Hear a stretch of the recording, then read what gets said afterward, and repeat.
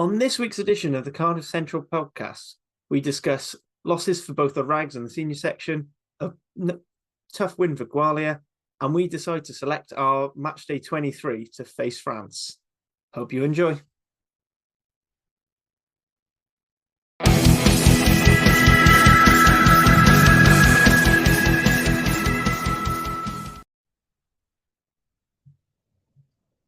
Hello and welcome to another episode of the Cardiff Central Rugby podcast. As you can tell, I am back this week after dealing with a sick child who did not want to sleep.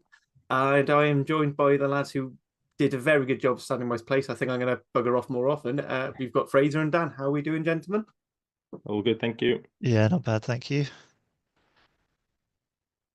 Right, so news-wise, there's been a couple of re-signings and a very firm rumour that apparently the deal's been done, but nothing's arrived by the clubs. So starting with the ones we know are definitely happened, the clubs has gone. We've had contracts extensions for Ewan Stevens and Mason Grady. Two players who I think have had big impacts on the club. Quite happy to see them all. First of all, just want to focus on Stevens and then we'll get on, because I feel like Grady's a bit of an obvious, yes, this is good that we signed him. So Fraser, do you want to start us off with Stevens? Yeah, I mean, it's obviously good. I think he when he played, obviously he's been injured. He got injured pretty rapidly, but he obviously made a quick, pretty solid impact, and he looked exciting. I think there's a lot of potential there to be a really quality player for Cardiff. So I think it's worth giving him a extension, let him recover from an injury, and see how he comes back. Because if he shows the similar kind of form that he started the time at Cardiff with, then I think it's a no-brainer, really. But yeah, let's hope that injury isn't too damaging and that he recovers and is back at it, really. Yeah, so Dan, do you wanna add anything to Stevens, or do you want to shoot straight on to Grady? It was just to say, I think, in case anybody missed it, that in the club's official announcement of it, they did say that he'd signed the contract pre-injury. So they obviously were probably a bit gutted when he picked up that bad knee injury. But yeah, they're not necessarily in the business of signing everybody who's in the treatment room, just walking around the physios and like holding up contracts to people. But no, I think I agree with Fraser. It's a good signing. He's young enough to bounce back, hopefully, even though it was quite a nasty one. So. Yeah, I said yes. I agree. I think it's a huge. I think I posted on our social media accounts. So huge impact, and yeah, it's great to have that quality of depth, as we've been shown that it is an area that, even if you are quite blessed, the depth chart gets used up very quickly with injuries. Moving on to Mason Grady, another one who's currently on the injury list, but been having really good couple of seasons for Cardiff, whether at 13 or 14, I think. Shown himself as a very good line-out operator as well this season. So, I mean, what's not to love? Yeah, I think he's definitely a player who, like most clubs in Europe, would fancy Mason Grady. There's very few teams that wouldn't want his size, speed, power in their back line, no matter what position they were putting him in, really. And I know he was heavily linked to Sale last season. I'm sure similar sort of clubs were sniffing around again this year. So even if it's just another season on top, then it's good to get him signed up. Any years we can get out of Grady at the Alms Park are good years, I think. Yeah, I'd agree. I think he's a star player. Like, the potential on him is ridiculous. He's already played. I mean, he's playing really well as is, but there's a lot more that could come out of him as well. And as you said, Dan, like any club in Europe, I could see him playing. Like, he would have been in demand. I could bit worried it could have been a Joe Hawkins situation kind of thing. Obviously, that was a specific circumstance, but it might be one of those unfortunate changes early in his career. But I'm glad he's staying for however long, and he's obviously, when he recovers, he'll still develop and be a brilliant player, continue to be a brilliant player for Cardiff. So yeah, pretty pleased with that. Right, so sort of moving on. So we've got a bit of movement coming down the A48, which is the efficient way to get from Newport to Cardiff, for those who don't know. Taking Basham's been heavily linked and apparently is a done deal. So first of all, for me, one, I'd like to know what you think about his signing, and two, move on to, is this a worrying sign about the fan favourite of Thomas Young?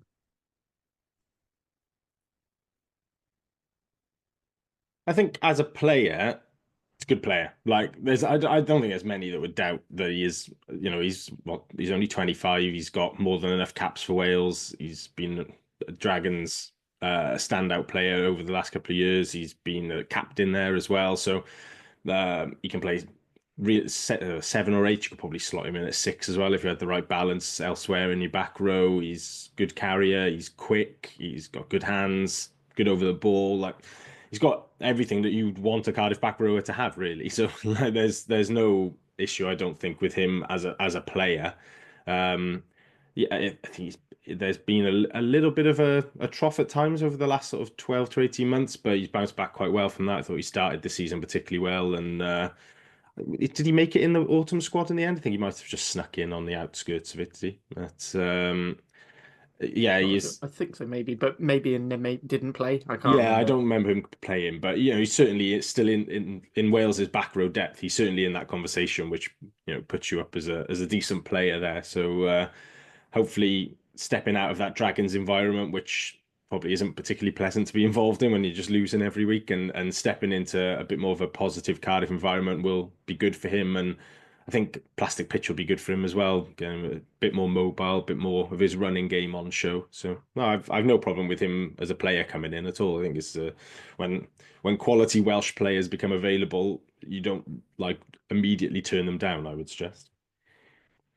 Yeah, I'd agree. I think he's an exciting player, and he's one of those players who just doesn't give a fuck. He's like a bit like Moriarty, like kind of like bastard, an absolute bastard, and he just runs. He's someone who will run straight at a person, regardless of their size, or he probably runs straight at the bigger people, which is obviously not ideal. But yeah, he's a good player anyway, regardless of that. But yeah, obviously it does raise questions about whether Thomas Young will be staying. And it is Dan Thomas on a short contract. Has he got a year long? Is that being extended? I'm not sure about that, but I think it does, yeah, raise concerns about that. Obviously, it'd be really sad to see Thomas Young go, but I could also kind of understand why he would kind of maybe have a twilight of his career in France somewhere, like rip it up. He's a quality like highlight reel player, so he'll be in demand. He'll be able to pick up a club anywhere, and it just doesn't look like he's ever going to get back in that Wales team, unfortunately. And I think he deserves it for he's such a good player, and it's a shame. But I wouldn't, if he has decided to move on, I would obviously be gutted, but I'd also respect that decision and wish him the best wherever he goes. But fingers crossed that's not the case. But it does raise questions about that.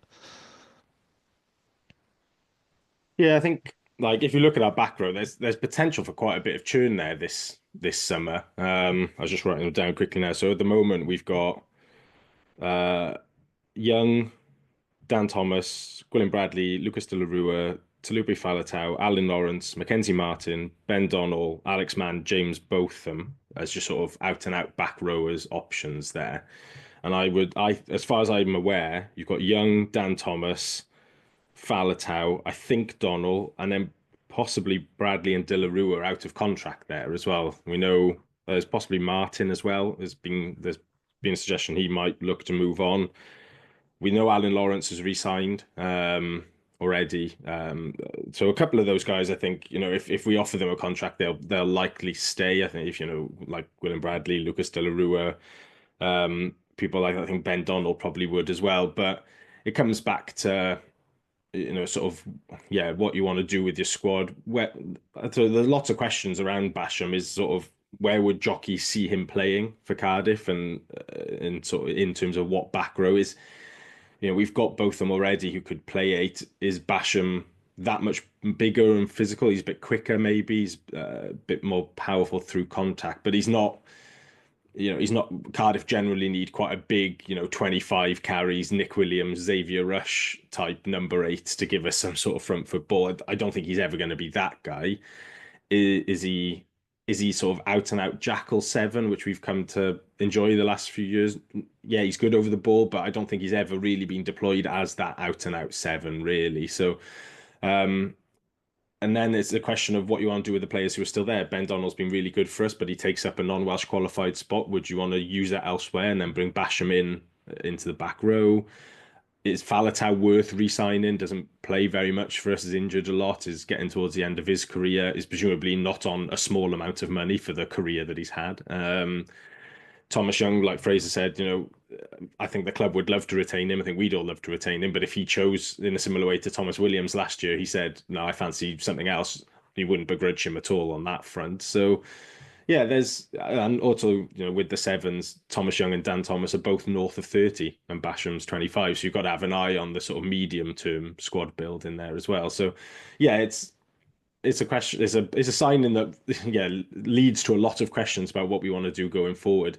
It could even just be as simple as everyone staying and they want to add a bit more depth, because as we've seen, at times this season, we have had sort of bare numbers in the back row in the 23. So it's a position that gets injured a lot, and we've got a few injury prone lads in there. But yeah, it'd be interesting to see how it plays out. I think the good thing is that there's plenty of good options available to jockey, and like Darren Allinson, there's recruitment as well. So it doesn't necessarily mean it's a bad thing. It doesn't necessarily mean we'll lose like any quality across the board. But yeah, it may lead to sort of fan favourite faces heading elsewhere, which is always a shame. Yeah, absolutely. I mean, depth was good. I think a lot of people, though, you probably say, particularly after the last couple of games, is I think the next forward they wanted to see us sign would have been a prop or a type 5 forward of some description. But them's the breaks. I mean, if this, obviously the club haven't announced this has just been leaked through Wales Online, similar to the Ewan Lloyd thing. So moving on to on pitch matters. So the Rags started their Super Rugby Cymru Cup campaign, which is just a heck of a tongue twister. So we went up to Church Bank and we went down ultimately 40-33 to the Drovers, despite being 21-12 at half time and 33-12 up at midway through the second half. Dan, I know you haven't watched the game, but you've obviously spoken to a lot of people of how. What are the main points that have come out of this one? I think generally the suggestion is that, I mean, the lead maybe slightly flattered us at that midpoint of the second half, although we were the better team for parts of the game, from what I understand. So good to see a couple of different guys on the score sheet. Jason Harris going over for 2. That's a bit of a throwback for him. And Joe Williams scoring as well on his first start of the season at scrum half, where he hasn't had much opportunity with like Ethan Lloyd and Sean Davis there, but now they're both with the first and the 20s respectively. So a good opportunity for some of those fringe players to get involved. I think that's what the Cup is largely going to be. It's always going to be in the Six Nations period. It's been put in really just because the clubs wanted a few extra home games to top up the purses a bit, which is fair enough. But yeah, in the end, looking at it and chatting to a few people, I don't think there was a lot of under-18s in that squad. I think it was 4 members of the current Cardiff under-18 squad in the Rags 23. There was no replacement scrum half, so that's sort of where we were, like depth-wise.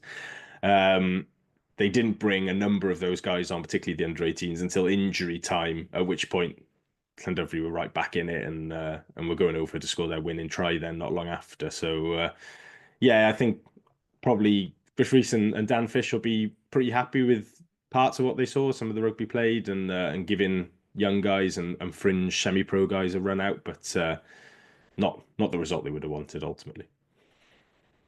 Yeah, obviously with it was a rest week for the Cardiff under-18 squad this week, so with it being a 5-team sort of round robin thing. So nothing to report on for that one. So moving on to Gwalia. So we sort of adopted them last season, even if they are based out of Strumanuk.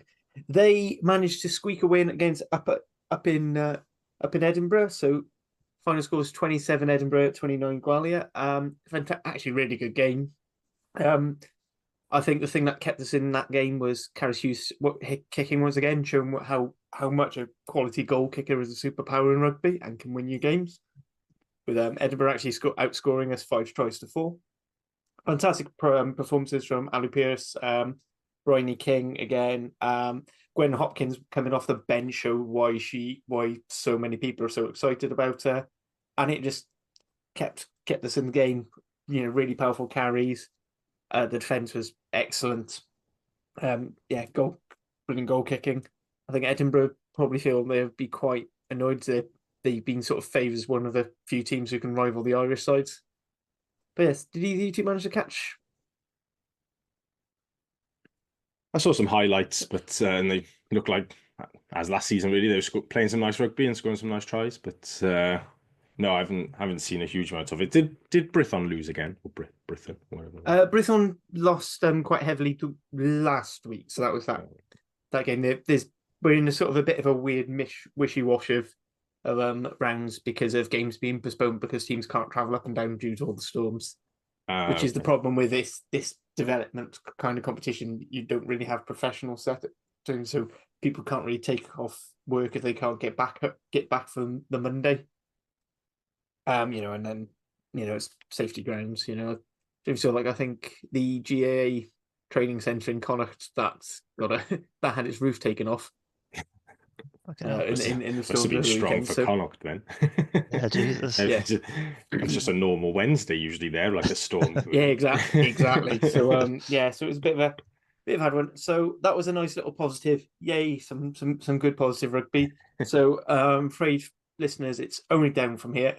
But if you are enjoying what you're listening to, please give us a like, subscribe, send us a review. You can also contact us, message the pod on Facebook, Twitter, or Blue Sky. Handles will be in the descriptions. Leave comments and a like on YouTube. And with an audio podcast, share it with a friend. Anyone who you think might enjoy listening to us ramble on for an hour or so a week. Right, now that's a shameless plugging out of the way.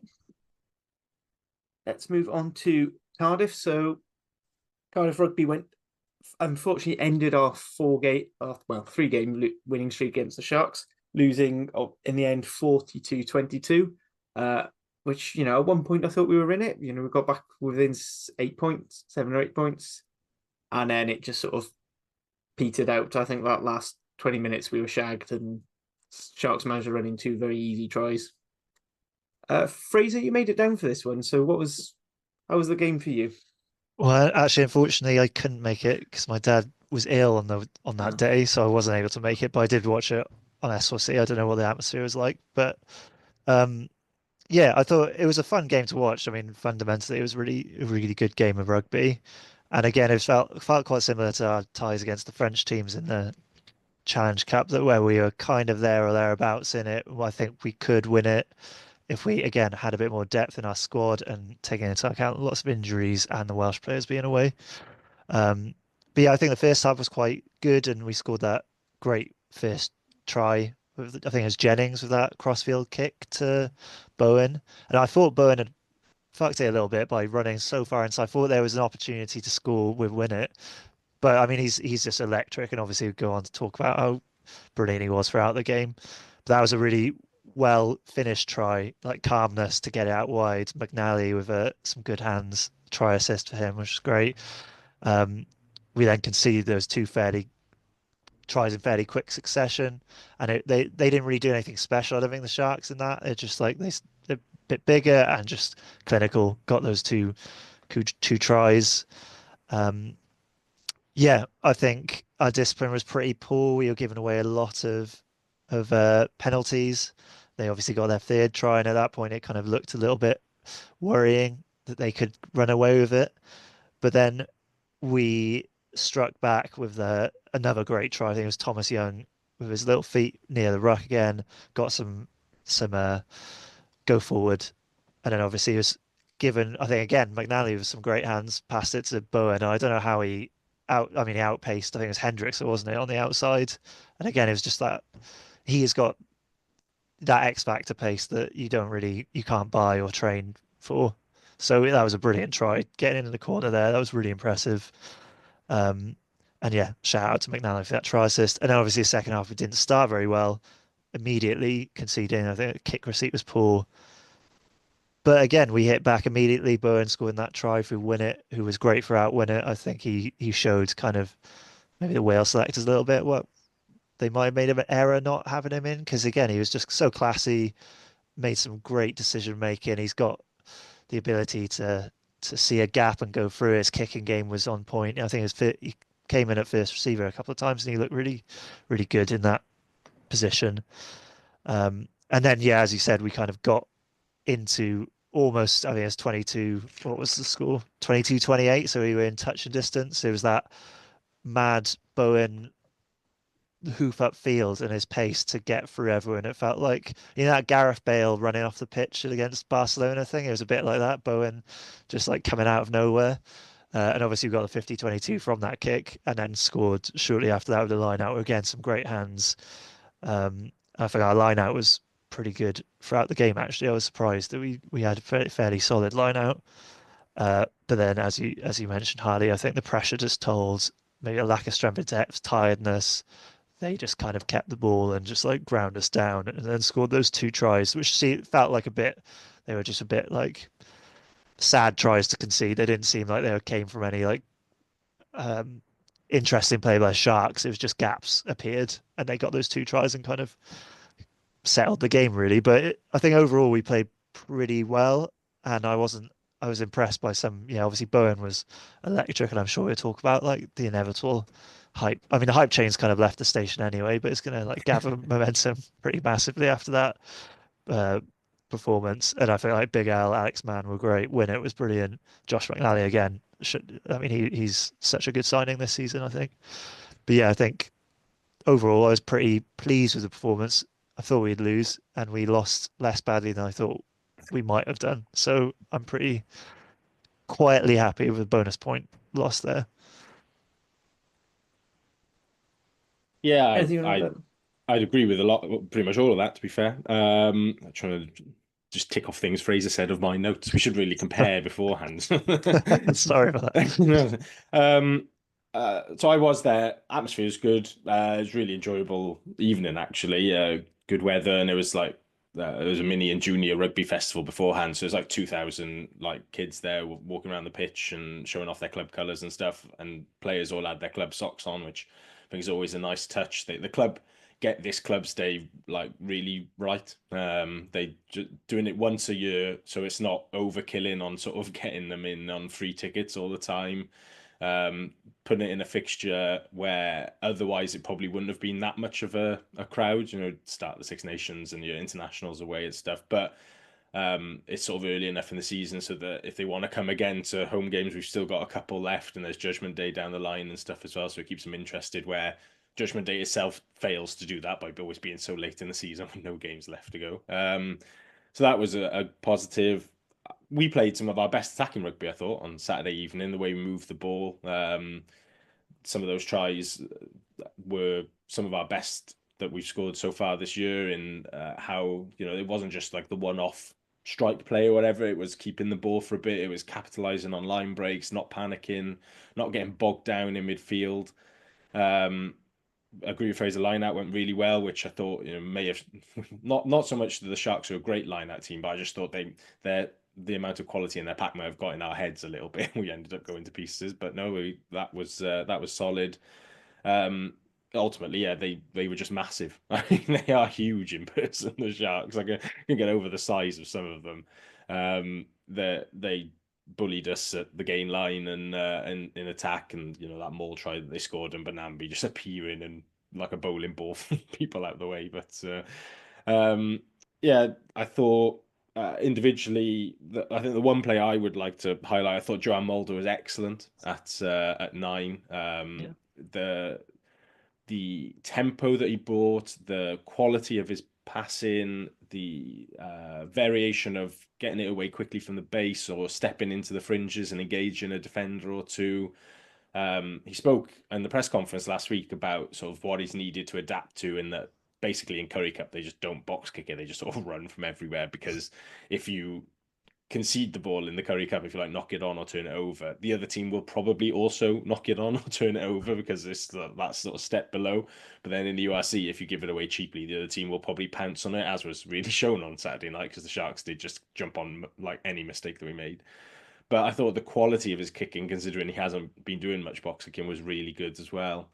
Yeah, that's thrown a sort of cat amongst the pigeons in terms of the scrum half selection. I would suggest going forward is certainly somebody who I would like to see a lot more of, and I think so far we'd sort of thought maybe he was a bit iffy at times early in the season off the bench, and then he looked a bit sharper during the last lot of Challenge Cup games. So for him to come on and put in that performance, he set the bar high for himself certainly now anyway. So hopefully he can back that up. I thought the only sort of real criticism I'd have of Cardiff, this sort of mainly with Jockey a bit, is we only in the 78th minute do we bring on Mackenzie Martin, Jacob Beetham, and Regan Grace after the Sharks have scored that 2 tries in a couple of minutes at sort of 74 and 77. It was just way too late. Like it was obvious that a couple of guys' legs had gone. Tom Bowen, like roadrunner up and down that wing all afternoon. He had nothing left in the tank. Ray Lilo is 400 years old. He had nothing left in the tank. And like, even if they had a bit left, I think just to get some fresh legs on at that point, after it went to 28-22, we defended for quite a long time. It was obvious that we were going to run out of steam. Just get them on. It's not like, I get the protecting Ethan Lloyd a little bit because Mulder was playing well, and Ethan's obviously a semi-professional player, and he's not had much professional level training in the last couple of years. But Mackenzie Martin's played for Wales, Jacob Beetham's played for Wales, Regan Grace has sort of played for Wales, brackets uncapped. So, it's not like we're bringing kids or inexperienced or semi-pro guys on. These are good quality rugby players. So I didn't really understand that, and maybe that's one for Jockey to think about. I'm sure he probably will be reviewing that, but I didn't understand that at all. But all in all, I thoroughly enjoyed a good game, and I thought we played some great stuff, and I would have taken a losing bonus point beforehand, so I'm glad we got one afterwards. So I think you said, and it was sort of summed up in some of the 3-word reactions we had. So one of them from the regions, JHM, unexpected bonus point from Rhys Bailon, Ben Bryan, Tom Bowen, well, Chris Maiden sort of cheated with could have been worse with a abbreviation there. Cat Fitz, boys did well. Charlie Hunt, I think summed it perfectly. Bowen, scrums, penalties. Because I think they are the main talking points of the game. Although I'd like to point out we only conceded 10 penalties. The problem was I think about 18 of them were for the scrum. And yes, that maths does not add up. And then friend of the pod, big Tony, he basically asks, does Jockey have a player management issue? It seems to be quite often it's something been a recurring theme with using the bench. Do you think this is more just still him getting used to the role as a head coach, or maybe hedging his bets too much with the players on the pitch to carry on doing the job? I agree with you with the Ethan Lloyd. To be honest, even with Regan Grace, I'm not the biggest fan of a back three as an impact player, really, but Beetham and Mackenzie Martin are really good impact players because they're both physically large men who can help it give you that impact in defence and attack. So I do think and that theme was carried on Blue Sky. A lot of people talking about they couldn't believe the subs were given such little time to do anything of. I think it's almost more that old school thing of you'll bring in the subs on because someone's injured or because you have to, or just for the sake of giving them a cap, more than actually as a strategic plan to get the game in. Because he was quite quick to bring Rory Thornton on after half-time. I think it was at half-time. I don't think Seb Davis necessarily was injured. I think that was just a case of adding more ballast. He saw that as a thing, and the same with the props, who actually as well. I do think Rhys Barrett had his third tough day at the office, but he got better as it went on. So, I think part of that is Mike Adamson not wanting to make a decision. But you could see he was starting to fight Niakani a little bit more each time, which again, I think for me, for a prop his age, is probably the most important thing to see out of his performances in this early part of his career, is that he's able to adapt. And he can do a grab a kick as well.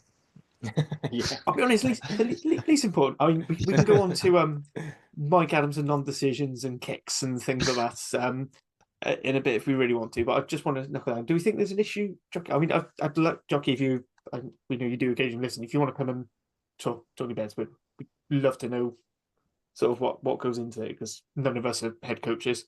None of us would be anywhere near a coaching box. But said if it'd be interesting to know what the thought process is with some of those sometimes.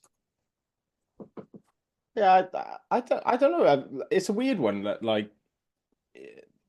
quite often he does get the sub spot on. No, it's not like a regular thing, I don't think, but just every now and again it pops up and you just kind of don't really get why he hasn't brought somebody on. Maybe maybe he's thinking, the game is going to be lost, and so we don't want to get these guys injured. We may as well keep them fresh for big games that are coming. Maybe, um, yeah, you just think it's going well, so there's no need to tinker with it. But and maybe those guys on the bench weren't as fit as we thought. Maybe they were Grace had 12 days out and with the concussion protocol thing, and so I don't know exactly when he got back into training. So maybe he wasn't 100%. We know Mackenzie Martin's shoulder's been hanging off since playing for the Rags before Christmas, so maybe there was things there. But yeah, I just like. I would be like, usually I can sort of say you see like, well, maybe is Sheedy not coming on against Connacht, like, yeah, they want to keep him for the games coming up in the Six Nations, and Ben Thomas not coming on against Perpignan because they wanted to try and give him as much rest as possible before the Six Nations. But this time I don't know, it's not an obvious like, oh, maybe he was thinking this. I'm yeah, just a bit perplexed by that one, to be honest. Yeah, I mean, one thing I'm still a bit miffed about is Beetham getting such little game time. Because I mean, he came on through, yeah, obviously it's kind of pointless him coming on to the pitch at the end, but apart from like Heyman Webb, I guess might have been injured. But yeah, he seems very reluctant to. I don't know, he was talking down last week about giving him a go at 12, and like, I don't think he seems quite reluctant to fit him in, even if, obviously win it was brilliant and realistically he should be starting at fullback. But there seems to be quite a lot of reluctance to see where Beefon could be in that backline or given a chance in a position. So I don't know. Yeah, I don't know if it's fitness or just Jockey doesn't is seeing something obviously we're not seeing on the training ground every week. But that does confuse me sometimes, is why he's not given more game time. Because when I do see him, like last week against Connor, he looked really good. I thought it was like, oh, there's a lot of promise with him, and clearly he is well regarded by a lot of people. So I do have a question mark over that, but I guess less so the overall kind of plan behind subs coming from Jockey. But yeah, I do have a question about Beetham, really. So I think that's sort of all the blue and black stuff wrapped up for yet another break. It's one of the frustrating things about the leagues, the rugby calendar up in the Northern Hemisphere. And I mean, unfortunately, as much as we moan about it, I doubt it's going to change. So said we're moving on to let's move on to the Six Nations. As we record, the team hasn't been announced yet to play France on Friday night. Just start off discussing the Cardiff players who were involved in the Wales squad, who we think is likely to get game time, who might be starters, bench options, who might start off one and gradually come in throughout the campaign. One little bit of actually with Wales squad news, just former Cardiff Academy member Ben Warren, who's been called up to cover the head injury period for Will Griff John. Well-deserved call-up. I know Dan had him in his squad, and I think it's fair enough, especially if Gatlin said he's basically probably doesn't see much use in Tom Botha. Actually, he's a player who's been playing really well for Ospreys and shows a lot of potential, both as a scrummager and around the park, which it seems to be quite rare in Welsh tight heads at the moment. So, Fraser, just want to start with you. Do you want to just talk through maybe some of the backs who you think no on starters, potential match day 23s, and someone who might come in later on. Well, obviously Ben Thomas it'll be really interesting to see how he goes, wherever he is. I mean, I guess he's going to be played at 10. Obviously starting against France, I imagine. I mean, that's going to be really interesting. If he's played at 10 against Connacht, and I thought he looked very promising. So I look forward to seeing that. And I imagine, yeah, there's two tens in the squad, so he's probably going to get a lot of game time. Um, I think, obviously Josh Adams, who's looked brilliant since coming back from his injury, having that rest. So I'm looking forward to seeing him kind of recapture the form that he's shown in the Wales shirt and obviously recently in the Cardiff shirt. But I think that'll be really exciting to see. Ellis Bevan will probably be given an opportunity fairly often. Imagine he'll be on the bench probably against France, and it'll be interesting to see what impact he can have coming onto the pitch. Yeah, I think they're the main ones in the backs. And obviously, I mean, I don't know if I pass over to you, Dan, to talk about any of the forwards. Yeah, forwards.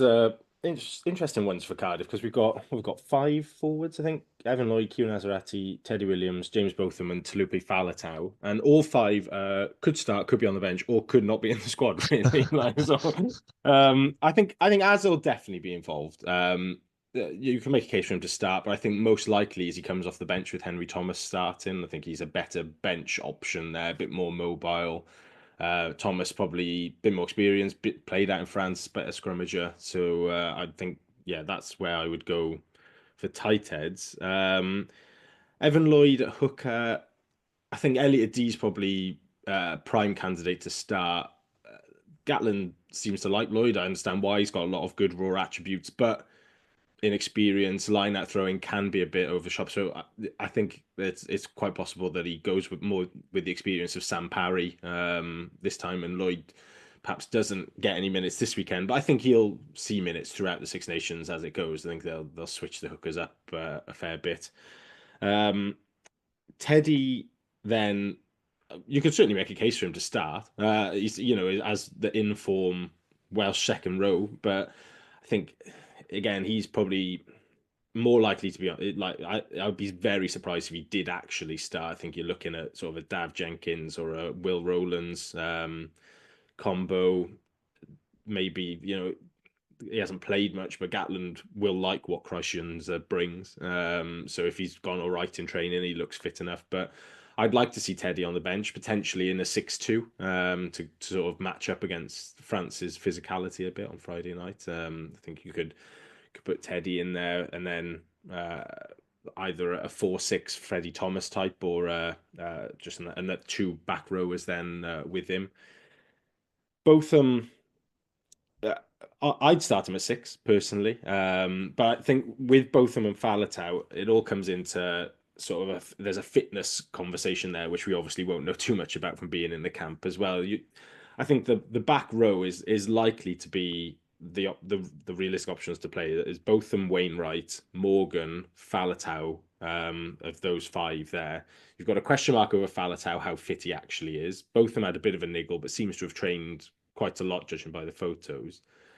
So it's really how they manage Faletau. Do they go Botham, Morgan, Faletau to start, and then have Wainwright on the bench to come on for Faletau after like 45, 50 minutes or whatever? Or do they go with Wainwright to start at 6, Botham on the bench, and then Wainwright switches to 8 for Botham presumably coming on for Faletau? I think I'd like to see Botham start against France, just even if Faletau's there and is fine to play. I think he just adds a little bit of extra grit that Wainwright doesn't necessarily have. That little bit of extra physicality and doggedness at the breakdown and stuff will be something that we'll probably need, to be fair, because there's going to be quite a lot of rearguard action. Whereas Wainwright is a bit more, he's fine defensively, but his main strengths lie in the attacking game, and we're probably not going to have too much ball in hand options in that sense. So yeah, if Faletau's fit, he starts. I think he's still that good. Like if he's fit for 50, he plays for 50. If he's fit for even half, you start him and play him for a half. But that's then why I would also potentially consider 6-2, where you can have Wainwright or Botham there purely to come on for Faletau as like the pre-planned sub, and then you can have a Freddie Thomas or a Shunza or a Tommy Reffell there as a proper impact player. Then judge it's like waiting to see how the game goes and bringing on some fresh legs, either if Jack Morgan runs out of puff or if you want to add some extra size at 6 then. So yeah, that's, I think, all the Cardiff guys, though, agree with what Fraser said about backs. They've all got a chance to be involved this weekend. I think the majority probably will be. Yeah, and I think one thing that I'd say would have hindered both of them starting at 6 in the past has been the like of having a proper line out option at 6, but actually during the autumn and actually since he's come back for Cardiff, that's something he has been filling, particularly like front jumper role, and he's been doing pretty well at it. So, I think that's, I'd say it's good enough for me. And he, in that game against South Africa, he was one of the highlights. So, all right, I know some people say, well, if you're getting constantly battered and the other team have all the ball, then you're fine because I'm going to look good making lots of tackles. But there are occasions when you see these games and you go up against a team and they have all the ball and the flankers don't make all their tackles.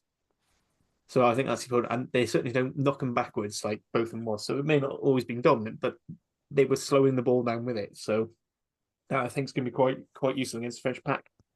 Looking at the squad wider as a whole, so Gatlin sacked Alex King.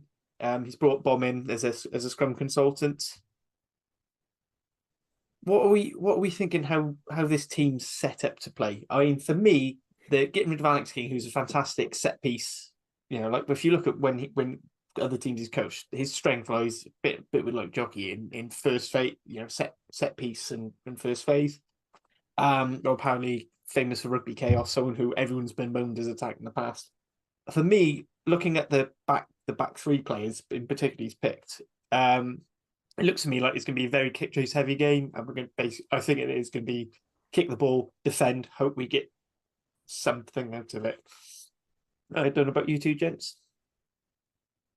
I'd probably agree with that. I think, like we discussed why Winnett's not in the squad. I think it was down to aerial, like, strength. And obviously Rogers, Liam Williams, Josh Adams are all really, if Rogers starts, obviously, are all really good in the air, as I think Ellis Mee has shown he's really good in the air as well. So I imagine they are probably going to lean into that. Yeah. Kick chase, keep it tight, defend, try and get something out of it, like you said. Which of it, I mean, I'm not sure how well that's going to work. But then again, I mean, I just don't know. I haven't really seen a clear idea of how Wales are going to play since Gatland's come back, more or less. So I don't know. I think you're right. It's probably going to be something along those lines, but who knows, really. I'm particularly interested by who he's going to pick at centre, because like I think most of the positions, if they don't pick themselves, you can sort of see there's a clear like option A, option B. Whereas centre, he's got Nick Tompkins, Owen Watkin, Joe Roberts, and Eddie James, and then sort of brackets Ben Thomas in there as well. And I mean, I've literally no idea who's going to be like. If my personal preference would be, I think Eddie James and Joe Roberts, 12 and 13. I really like Eddie James. I think he's a really good all round option. He's sort of weirdly to say similar to Ben Thomas, despite being sort of quite different. But they've both got the run pass kick option, but their strengths lie in slightly different areas of those three. But there's not a huge difference, I don't think, from playing those two. You can just do a little bit more carrying with Eddie at 12, and you don't rely on him to be kicking quite as much. But his distribution's fine. I think he makes really good decisions, ball in hand. Joe Roberts presents a slight risk at 13 he's been injured a lot. He hasn't had a chance to play massively regularly for the Scarlets and get right back up to match fitness. But he is actually the only, what I would say is the out and out 13. I know Owen Watkin does play there a lot for the Ospreys, but I don't see him as an out and out test level 13. I think I've said this on the pod before, that I just don't think he's quite quick enough to really be a full-time option there. He's at test level, he's sort of a 12 and a half, really. In the same way that Max Llewellyn was a little bit as well in the autumn. But so yeah, that's what I would go with. But there's definitely a world where Gatland does pick Nick Tompkins at 12 and Owen Watkin at 13. So and those are like polar opposite like duos. Tompkins and James are very, very different players in particular. Roberts gives you the left foot kick in, Watkins right foot kick in, but Roberts is probably a bit more cutting edge in attack, Watkin a little bit more solid in defence. So and he could obviously go with a mix of the two.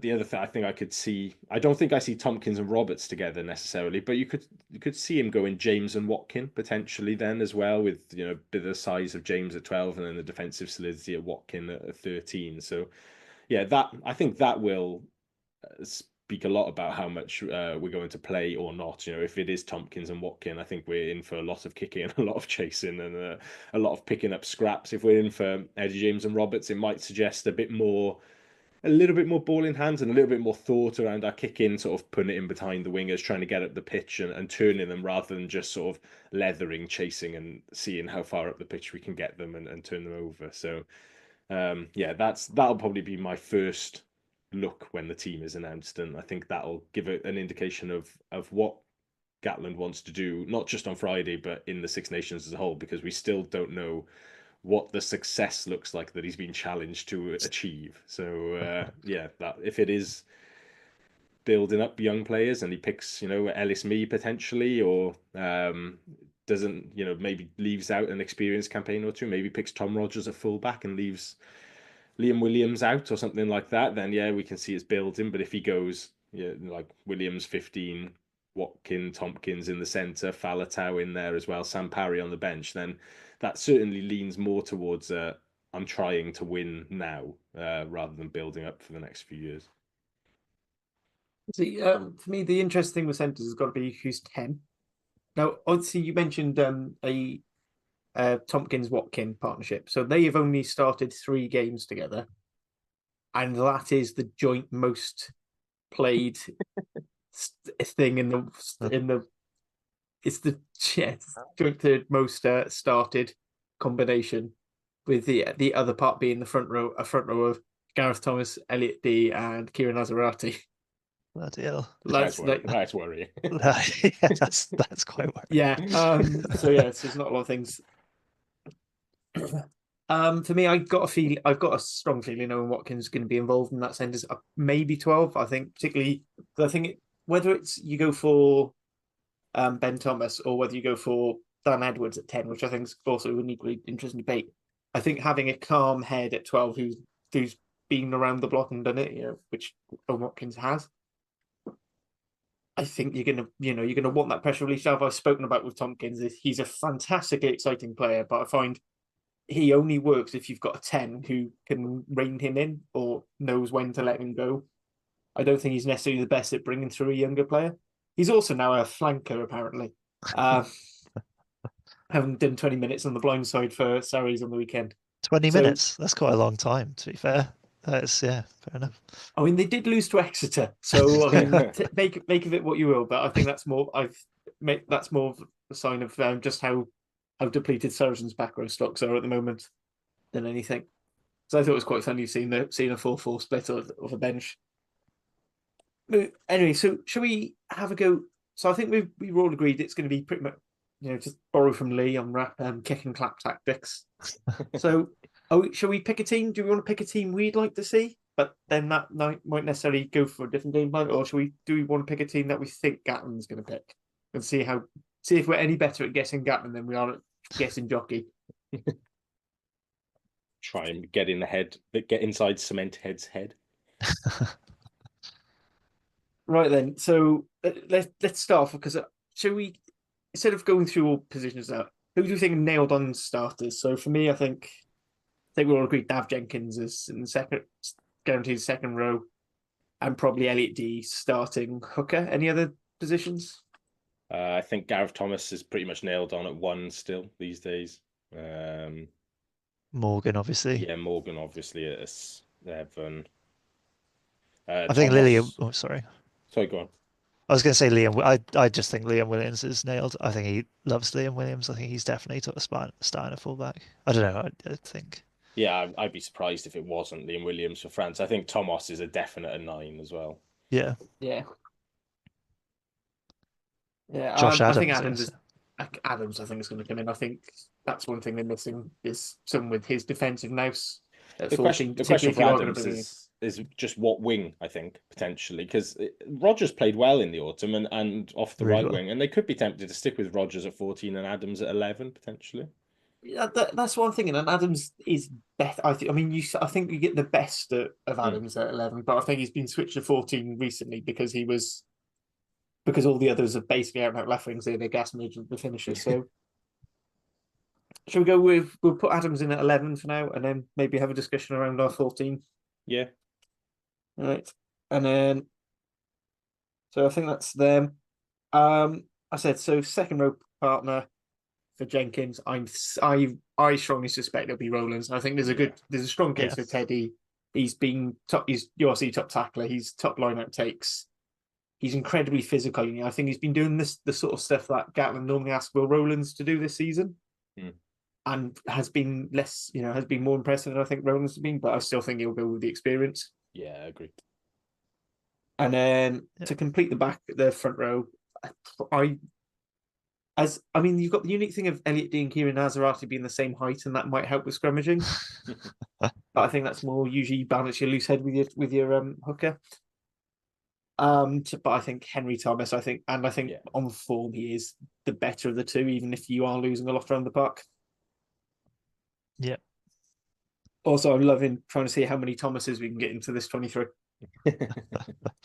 The 6 jersey, are we going to go for a Wainwright / Botham, depending on fitness, or are we going to nail on? I've got a feeling Gatland will. I think he might go bold and go for Botham just for his defensive physicality. Yeah. Yeah, I could go with that. Like that's one when we're predicting Gatland that he could go either way on that one. That's a real 50-50 in Gatland world, like because he obviously loves Wainwright, but he'll love the type of player that both of them is as well. So yeah, that I Yeah. think, and generally, I don't think there's a bad option there either. It doesn't. It's No. not. I think it'll be a case of the other one is on the. It's one starts, the other's on the bench, sort of Yeah. thing. Or Yeah. if Faletau's not fit, then the other one goes to 8. But And I think Botham was so good against South Africa. I think his attitude was really impressive. Like he just Yeah. came out, he just looked like never gave up in that. Obviously, none of them give up, but he just had such a bullheadedness. He really came across well and played well. So I think that might tip him as a starter maybe. right, so I feel like 10 and midfielder is probably one of the more tricky ones. So if we go for that right wing spot, so I think Tom Rogers probably the incumbent with the most experience. We've also got Josh Hathaway. So one other added thing is, Gatland Warner try and keep as many of the England-based players as possible. I know we can keep up to 26 in a match day, and the match day squad per the regs, but so I'd say Hathaway and Tom Rogers are probably your right wingers, and then Blair Murray and Ellis Mee maybe a bit more suited to the left wing. So how are we feeling this? I mean, for me, it seems like Tom Rogers jersey to lose. I think it's Rogers from my perspective. I think his aerial game, and he's played really. To be fair, he's been playing really well for the Scarlets recently, so I don't begrudge him that spot either. Yeah, I don't. I get the Hathaway. There's some nice highlights, and he's finished some nice tries and stuff. But I think there's some work-ons aerially and defensively there for him. I'd have him lower down in my winger pecking order at the moment. Yes, I agree with that. Right, and then we'll go to 10. Are we going full on blue and black bias of Ben Thomas? Or do we think, is it quite a rational thing that Dan Edwards not start? Or do you think Gatland is just so crazy that he might hand out the first start since like the 50s in the Six Nations or Home Nations to a fly half? I think he's going to go with Ben Thomas. I think at Connacht match, Ben Thomas playing 10 was maybe like via Wales, insisting that he do that just to get a game in before he starts for Wales. But I mean, obviously, I love Ben Thomas. It would be fun to see Dan Edwards start in Paris, first ever start for Wales. That would be pretty nuts. But yeah, I think he'll go for Ben Thomas, to be honest. Yeah, I agree. I think it'd be Ben as well. Yeah. Right, we're up to 3. Right, and then midfield. Gatland's been making an awful lot about left-footed kicking options, which could be a big red herring, but it says to me he really wants Joe Roberts to be his 13. So for me, in that case, I mean, I think Eddie James and Joe Roberts probably is the better option for the future, but with an relatively experienced 10, having Owen Watkin, who has been playing in the midfield with Ben Thomas when Ben Thomas is at 10, I think maybe that's the right way around to do it. Anyone has any other options, or even maybe a Roberts, so an Eddie James, Owen Watkin to 12, 13, or Tompkins, Watkin. Are we all thinking Watkin, Roberts? I think Watkin for sure. And I do like Watkins. It's his right foot step. He just does the same step every time, but it seems to always fool the defender. It's like Iron Robin cutting inside, whipping into the top corner. So Watkins step, he'll always get you. So yeah, I think he'll definitely start. I think that's interesting about the left foot kicking and Roberts, but I don't know. He's got two moves, Watkin. He's got the right foot set and the rip. Loves a rip as well in contact. Oh, he was an absolute master of that at his peak in 2019. Like that was the thing that was saving us, winning us games and all sorts of things. So moving on to the bench. So then you've talked about Parry being the do we do an number 8? two. Do we do 8? I've put Falato down. Oh, that's fine. It's one of those things. I just write down Falato. Just assume you do it. That's fine. And then I have to cross it out, and oh no, it's not playing. I'm going on the fact that I think he might have been more. It was more than injured than an injured. Yeah, I agree. I got pulled out of Cardiff. I was just having a look through the training photos, and I don't. There's like not much of him, but there's enough to suggest that he's probably all right. Yeah, I just think it's one of those will he, won't he? It's about the only interesting thing we can do at the moment because no one else has heard of. They haven't heard of the rest of our players. So moving on to the bench. So we're going to go with Parry or Lloyd for the hooker berth. Something tells me you might want Lloyd for impact, but also Parry, and just let's have our best set piece hookers.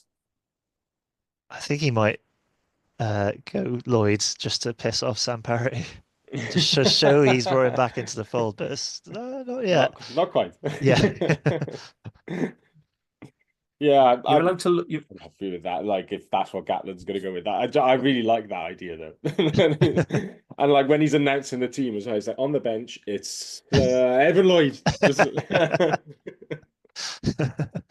going to go. It's 7 Lloyd.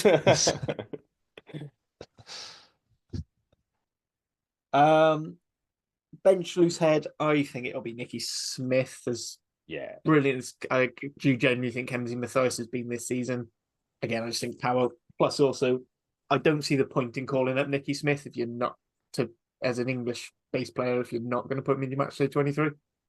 Yeah, like you could probably, if you just wanted a tackle bag holder, you could have picked a couple of other options there.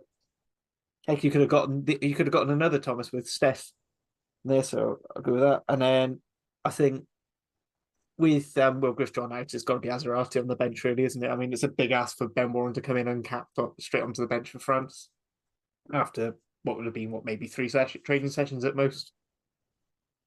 Yeah. Right. 19 jersey. Is this? Do we think he's going to go for big Exeter bastard in Christians or the big Cardiff bastard in Teddy Williams? I think we back the Cardiff guy. I just think it would be like a bizarre thing to pick Shunzo after hardly playing at all for Exeter, like since the autumn. But it's so Gatland in this era. Yeah, it is. It sort of is. But every time there's a hope that says surely he's got to like not just do something stupid shit this time, like just pick on form and guys who deserve it. Yeah, and I think for me, I think Teddy's that close to people genuinely saying he might be a shout for a starter. Like he's got to be in the 23 now, surely. Yeah. I think it says something for Teddy that he also, like Gatland, when he was putting that squad together, trusted Teddy to be the only Wales-based second row as well to like stay around. Because I think if like when he's putting that squad together, if he didn't think Teddy was like worth being there by himself, and that they didn't end up calling any extra second rows in, as far as I'm aware, like there was no sign of Fender or anybody like that, then that he wouldn't have just sacrificed 5 days of line-out training. He obviously thinks Teddy's good enough to get in there and be the solo lock for that training period. I think as well you've got the added thing of I think Teddy's one of the few who I think can genuinely cover both sides. I think he could be a 4 or 5. He's got the athleticism to do the 4 job. Yeah, that's true. His ruck work, his carrying, his line-out jumping and line-out calling, which he's doing. But he's also really good. He's the area of his game he's really improved is the grunt work, the sort of the stuff Will Rowlands normally does, which I feel like Chunza to an extent can. Freddie Thomas is very much more a 4-6. And he's actually quite short in terms of our second row stocks. Whereas like Freddie Thomas 6'4", and then everyone else is 6'8" basically. I think Teddy might be a bit shorter again, but all the rest of that. So I'll go with that. Now, before we go for our 20 jersey, so obviously we've talked about potentially doing a 6-2. One thing that makes me think we won't is I think Gatland knew 6-2 is the way things are going, decided to deliberately cock up the 6-2 in the first place during doing that Fiji game, just specifically so he had an excuse to never do it. So, and that being said, do we think he might still go? He might forget about all that and do the 6-2 better this time, or are we looking at 5-3?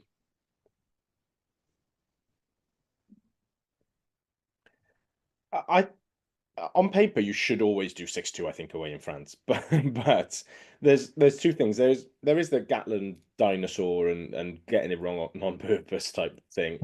There's also the real lack of versatility in the back options that Wales have got at the moment. Like there's those centres I listed earlier, none of them are genuine wing options.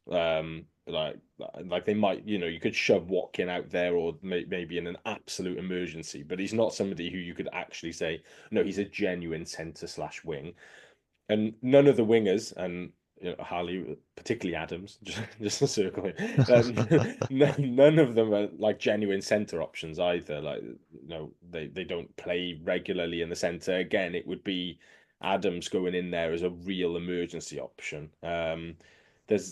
There's a bit of fullback cover and wing between those guys, and there's a couple of centres that can play both sides, but you are leaving yourself very short. There's also, if you don't have Dan Edwards on the bench, there's no real 10 cover. I think the only sort of versatile player is Blair Murray, who came over as on paper a 10 wing fullback, but has not, as far as I'm aware, has not played at 10, certainly at the professional level, and has spent very little, if any, minutes at fullback at the professional level. So to put him on as your only outside back on the bench in Paris on Friday night and say, best of luck, mate, you're covering 10 as well, just so you know, like that is tough. I'm sure I'll be corrected. I'm sure I'll be corrected by one of the Scarlets people, but I'm pretty sure his only pro minutes at fullback were that South Africa game. No, okay. If not, he might have had one other game. I mean, one thing I was looking at is if you had 6-2, say we have this starting back line, and I was going to say we have Bevan and Dan Edwards as our bench options. I'd say is that if a wing goes down, you can move Sanjay to the wing. Ben Thomas goes back. He has played 15 at Wales and for club. I know we all agree it's not his best position. Like of the three positions he can sort of play, it's 12, 10, then 15. Or equally, if you could move, I said if a centre goes down, say Roberts, if Watkin goes down, it's great. Ben Thomas just pushes it out one. All right, you get a bit like field. If Roberts goes down, Watkin can come out. So I think we've got the versatility. We do sort of have the versatility. I think the big issue is if Ben Thomas goes down, then I think that's when things start going out. You've basically got to hope no other backs get injured. We have Thomas the 10, or we have Thomas the 10 engine again. To call back to a previous earlier pod. Ultimately, I think it comes down to if Faletau's fit or not. If they're happy that Faletau's fit for 80, then I think they'll go 5-3 and not worry. Like Gatland will just stick with what he knows, go 5-3. If they don't think Faletau's good and they want to start him, then they might have to consider a 6-2. But if I was predicting what Gatland would do, and on the basis that we assume Faletau's all right to go, then I think we predict a 5-3. Yeah, I think absolutely. And for the 20 jersey, then Wainwright. Yeah, which it's a shame that Reffel doesn't get in the squad at all because he is really good. But you can't. I don't think you can have Reffel as the bench option because he can only come on at 7. You'd have to ask Jack Morgan to go 6 or 8, and against France, I don't think that's ideal at all. So. I'll be honest, I've been very vocal on my not dislike of Reffel, but my sort of concerns that he is very one trick pony ish. Like, it's He's a trick good that at works that very trick. well behind. Yeah, good trick. It is an incredibly good trick if you've got the pack that can back it up, and I don't think Wales have that pack. Yeah, that's fair. That's my big issue. So yeah, Wainwright 20, Bevan 21. Dan Edwards then for debut. Yeah. And then the 23 jersey for me, I'd say is probably Tompkins. I know we don't think of him as an actual genuine wing option, but Gatland has used him here in the past as his Pivac. And again, it's just thinking about how we keep that player. how we keep those English-based players. I know we can keep 3 extras on top, but usually one of them in that 26 squad. Your travelling reserves usually are. There's usually at least one front row option in there. Yeah. Any other takers for 23? No, I think that makes sense. Yeah, Tompkins. I'm not It's not who I excited pick. about it, but Yeah, exactly. it's there. Yeah. Yeah, it's who Gatland probably will pick. Yeah. Yeah, I mean, I'm not the biggest fan. I said I'd probably pick a different. Maybe off air we'll pick our first one. We'll flash that up just as a sort of no. This is what we think. This is just what we think Gatland will do. So just to review that now very quickly in correct order, we've got Sanjay at fullback, Tom Rogers on the right wing, Joe Roberts 13, Owen Watkin inside centre, Josh Adams is your other winger, halfbacks of Ben Thomas at 10, Thomas Williams at 9. Then the pack we have a front row of Gareth Thomas, Elliot D, and Henry Thomas. Dav Jenkins and Will Rowlands are in the boiler house. Then a back row of Botham, Jack Morgan, and Faletau. And then our bench is Evan Lloyd, Nicky Smith, Kieran Azarati, Teddy Williams, Aaron Wainwright, and then our back subs are Ellis Bevan, Dan Edwards, and Nick Tompkins. Fantastic. So I think that is definitely a list of 23 male players. I'll be honest, I think it was more of a wishing. But when I was reading up Bevan's name, I had to physically stop myself from going Kira Bevan, because I think actually that would be someone who would drastically improve this team. Right, gentlemen, I don't know if there's any other points we want to raise tonight. Or I mean, like I said, we've gone just over the hour mark now, so Nope, all good. No, all good, yeah. Right, all that leaves me to say is thank you everyone for listening. Thank you, Fraser. Thank you, Jan, for joining me. And I hope everyone enjoys their rugby. Ta-ra.